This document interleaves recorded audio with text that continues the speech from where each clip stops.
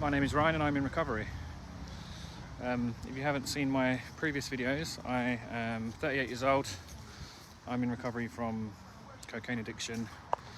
I've been a heavy cocaine user, addict for most of my adult life since I was a teenager. And yeah, I worked in the music industry, and I basically just led a pretty chaotic life for many years, and it all kind of came, but was, you know, like most people, I'm sure my addiction was it wasn't an addiction, it was a social thing to start with, and it grew into an addiction, and it's been this kind of big secret that I've been keeping for a long time, and it all kind of came to a head earlier this year. My loved ones all found out, and I went to rehab, and then since leaving rehab I've been documenting my recovery journey.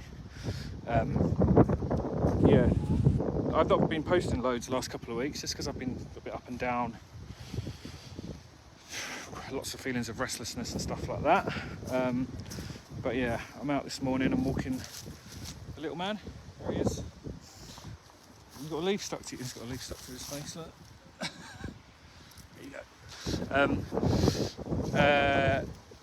go. Feeling quite good today. I thought I'd do a video and just a few things that have been occurring to me.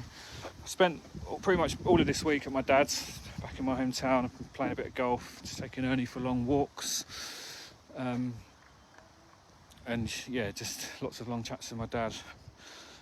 He's been really supportive about everything, and it's made me really realise that my living situation is not doing me any favours at all.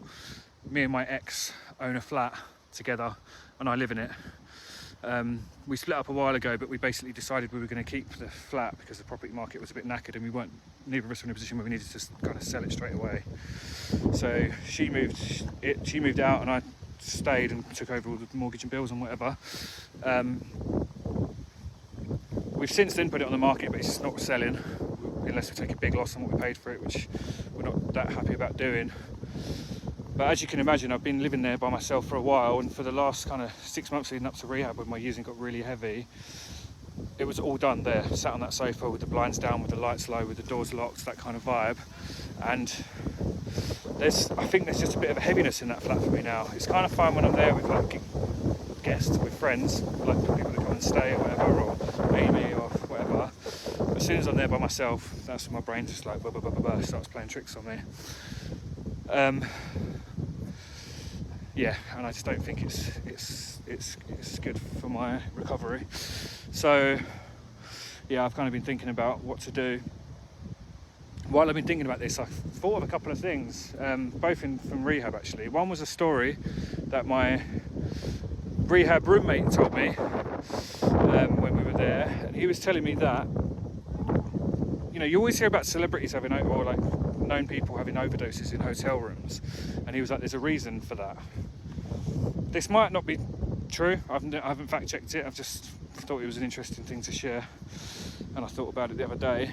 Basically what happens is when say for example me, I had a very set routine with my cocaine using that involved being in my flat.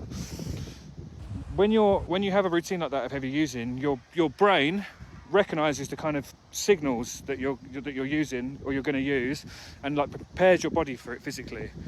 So I don't know what that means, but like, you know, if you're a cocaine user, you're obviously putting strain on your heart and things like that. So your brain sends signals to your body, prepares your body. But if you then do exactly the same thing and use the same amount, but you do it in the hotel room, then visual signals aren't the same. Like there's not the same environment there for your brain to be aware of what's about to happen. And that can often mean that your body's then not prepared, and that's when an overdose can happen.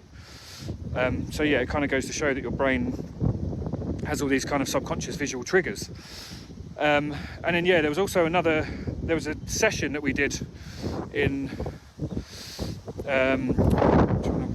so windy.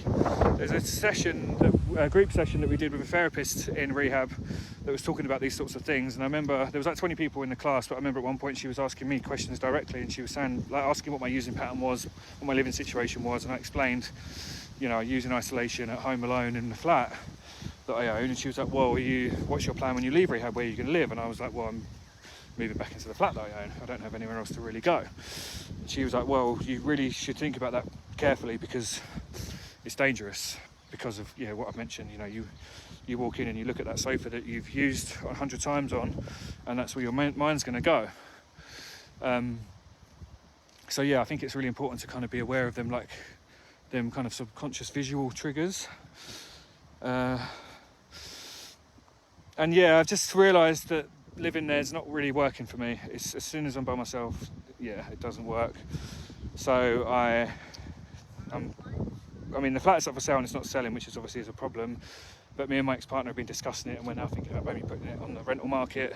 Rental market where the flat is very few and far between, so rental places get snapped up really quickly. It's a nice place, I'd imagine it will go quick, so that's a kind of good backup option. And then I think I'll just move in with my dad. Basically probably split my time between my dad, my mum and Amy, potentially. There's still things to work out there, but yeah, just getting out and changing that environment. It's even just the thought of it's making me feel better. I kind of almost didn't really realise how heavy I was finding the flat, but it definitely is a problem that I need to fix and get away from. And then yeah, in terms of just like plans, it's like, you know, a couple of the job things I spoke about in my last video haven't come to fruition, and that kind of knocks me off. I feel like at the moment, because I'm so desperate not to tread water and to kind of keep moving forward, whenever I have these little glimmers of opportunities, like a little job opportunity or whatever it may be, I kind of latch onto it, overthink it, think about where it's going to lead, and then if it doesn't come through, I'm then like, oh, everything's rubbish, just starting from square one, and then just have these like feelings of deflated and demotivated and whatever. So I'm trying to not do that as much. But first things first, I think, is sort out my living situation.